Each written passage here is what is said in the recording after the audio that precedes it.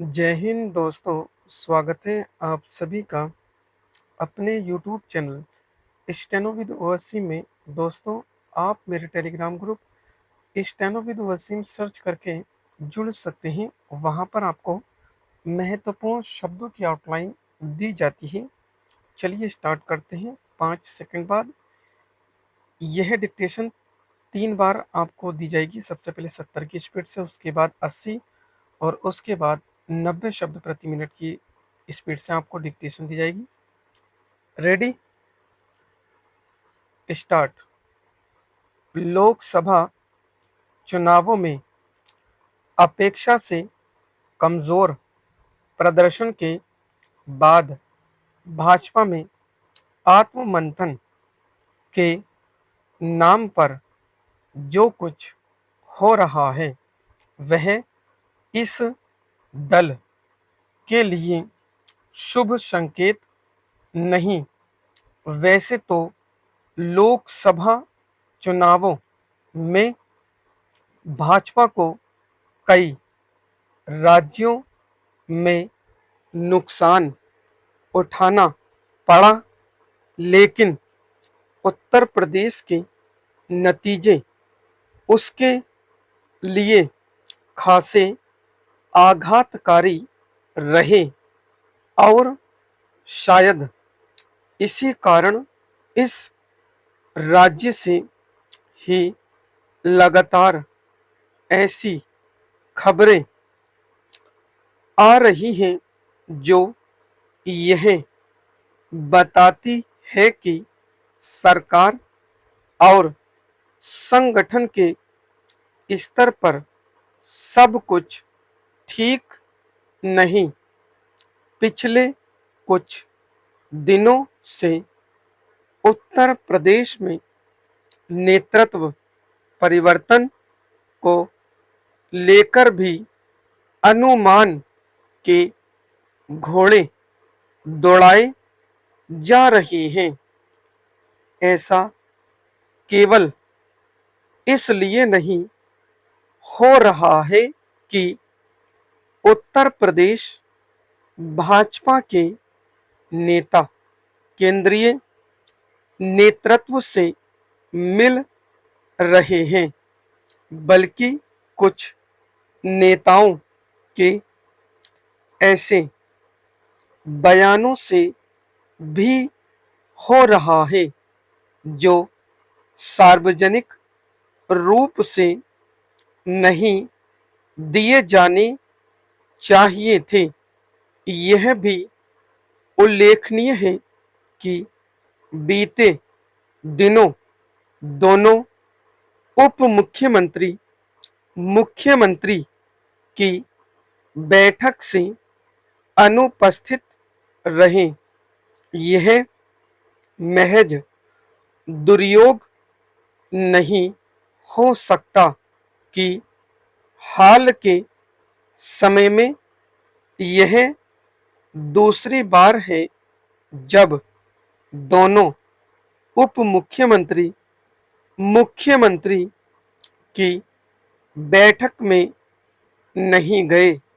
यदि उत्तर प्रदेश में सरकार और संगठन में बदलाव को लेकर मीडिया में अटकलबाजी जारी है, तो इसके लिए भाजपा नेताओं की गतिविधियां ही अधिक उत्तरदायी हैं। केंद्रीय नेतृत्व को यह बुनियादी बात समझनी होगी कि यदि उत्तर प्रदेश में नेतृत्व परिवर्तन को लेकर चर्चा का बाजार गर्म रहता है, तो इससे पार्टी को नुकसान ही उठाना पड़ेगा।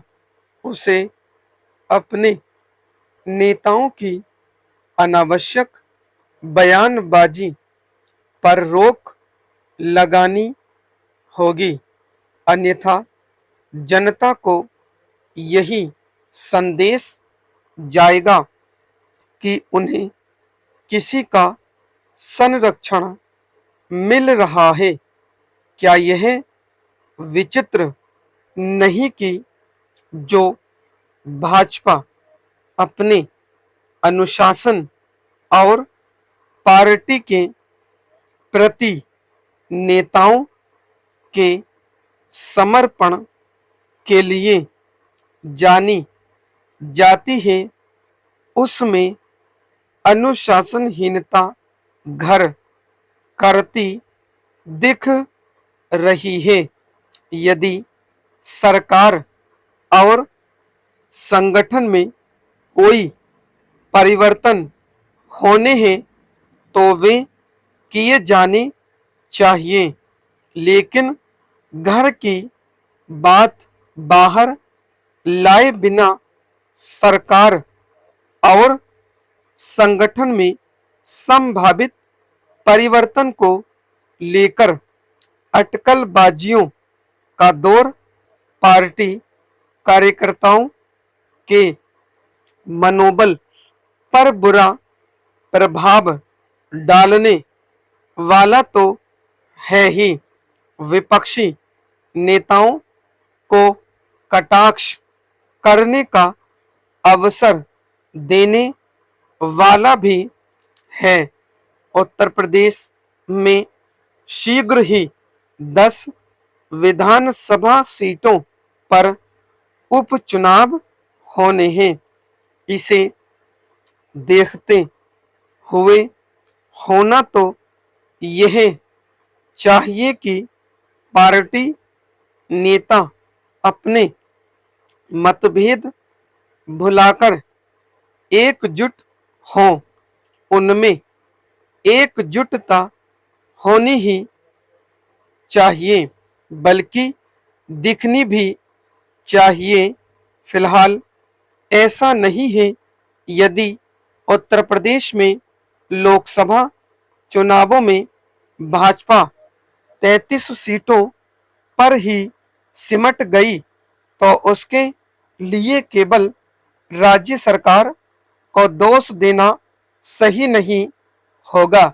इसी तरह केवल संगठन को कटघरे में खड़ा करने से भी बात नहीं बनने वाली। स्टॉप। चलिए दोस्तों, डिक्टेशन स्टार्ट करते हैं। 5 सेकंड बाद स्पीड 80 शब्द प्रति मिनट। Ready, start.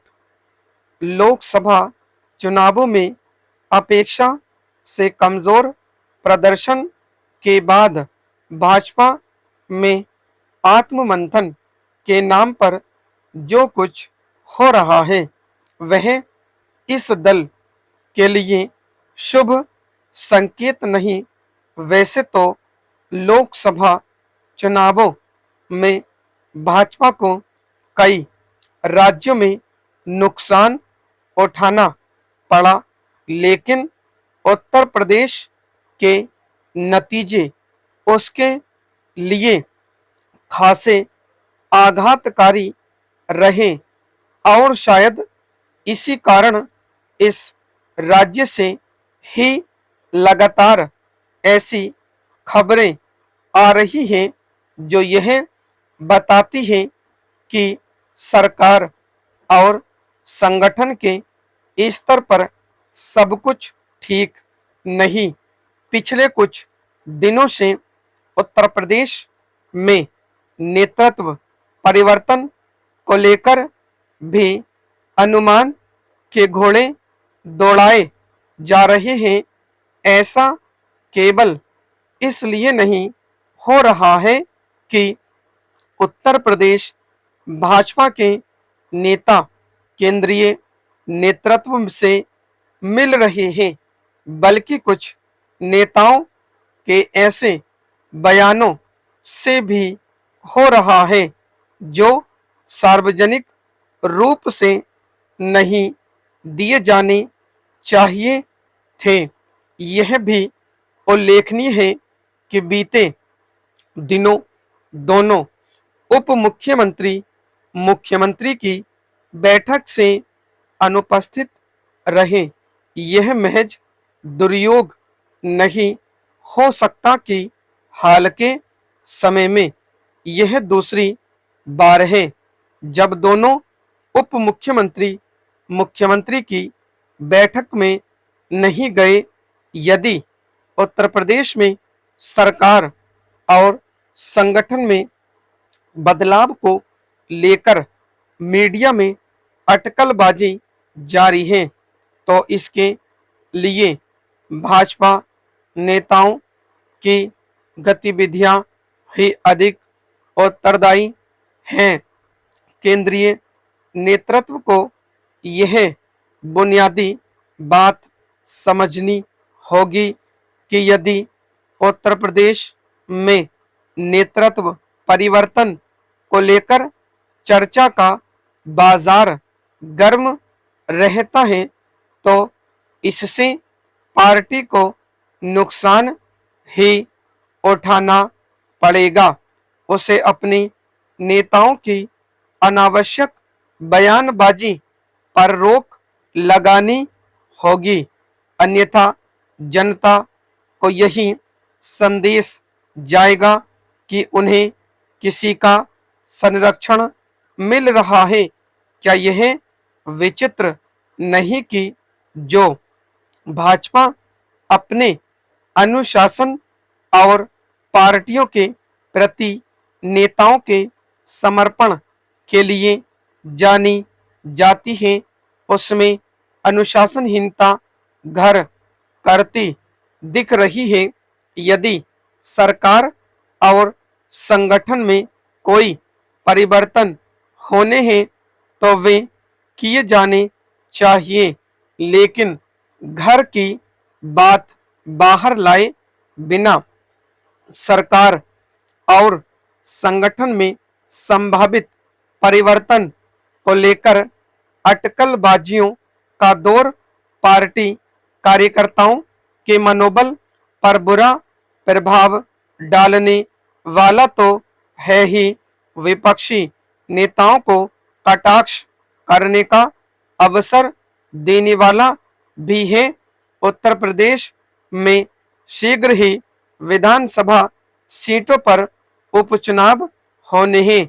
इसे देखते हुए होना तो यह चाहिए कि पार्टी नेता अपने मतभेद भुलाकर एकजुट हो, उनमें एकजुटता होनी ही नहीं चाहिए बल्कि दिखनी भी चाहिए। फिलहाल ऐसा नहीं है। यदि उत्तर प्रदेश में लोकसभा चुनावों में भाजपा 33 सीटों पर ही सिमट गई तो इसके लिए केवल राज्य सरकार को दोष देना सही नहीं होगा। इसी तरह केवल संगठन को कटघरे में खड़ा करने से भी बात नहीं बनने वाली। निराशाजनक चुनाव नतीजों के लिए दोनों ही उत्तरदायी हैं और दोनों को अपनी कमजोरी दूर करनी होगी। यही काम केंद्रीय नेतृत्व को भी करना होगा, क्योंकि जो नतीजा आए उनके लिए कहीं न कहीं वह भी जिम्मेदार है। स्टॉप। चलिए दोस्तों, अब स्टार्ट करते हैं। 5 सेकंड बार, स्पीड 90 शब्द प्रति मिनट। Ready, start. लोकसभा चुनावों में अपेक्षा से कमजोर प्रदर्शन के बाद भाजपा में आत्ममंथन के नाम पर जो कुछ हो रहा है वह इस दल के लिए शुभ संकेत नहीं। वैसे तो लोकसभा चुनावों में भाजपा को कई राज्यों में नुकसान उठाना पड़ा, लेकिन उत्तर प्रदेश के नतीजे उसके लिए खासे आघातकारी रहे और शायद इसी कारण इस राज्य से ही लगातार ऐसी खबरें आ रही हैं जो यह बताती हैं कि सरकार और संगठन के स्तर पर सब कुछ ठीक नहीं। पिछले कुछ दिनों से उत्तर प्रदेश में नेतृत्व परिवर्तन को लेकर भी अनुमान के घोड़े दौड़ाए जा रहे हैं।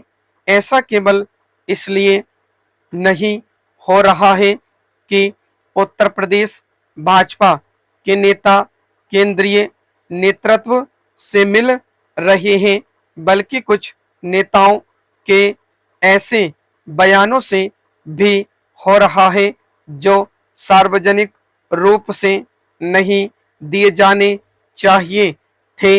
यह भी उल्लेखनीय है कि बीते दिनों दोनों उप मुख्यमंत्री मुख्यमंत्री की बैठक से अनुपस्थित रहे। यह महज दुर्योग नहीं हो सकता है कि हाल के समय में यह दूसरी बार है जब दोनों उप मुख्यमंत्री मुख्यमंत्री की बैठक में नहीं गए। यदि उत्तर प्रदेश में सरकार और संगठन में बदलाव को लेकर मीडिया अटकलबाजी जारी है तो इसके लिए भाजपा नेताओं की गतिविधियां ही अधिक उत्तरदायी है। केंद्रीय नेतृत्व को यह बुनियादी बात समझनी होगी कि यदि उत्तर प्रदेश में नेतृत्व परिवर्तन को लेकर चर्चा का बाजार गर्म रहता है तो इससे पार्टी को नुकसान ही उठाना पड़ेगा। उसे अपने नेताओं की अनावश्यक बयानबाजी पर रोक लगानी होगी, अन्यथा जनता को यही संदेश जाएगा कि उन्हें किसी का संरक्षण मिल रहा है। क्या यह विचित्र नहीं कि जो भाजपा अपने अनुशासन और पार्टी के प्रति नेताओं के समर्पण के लिए जानी जाती है, उसमें अनुशासनहीनता घर करती दिख रही है।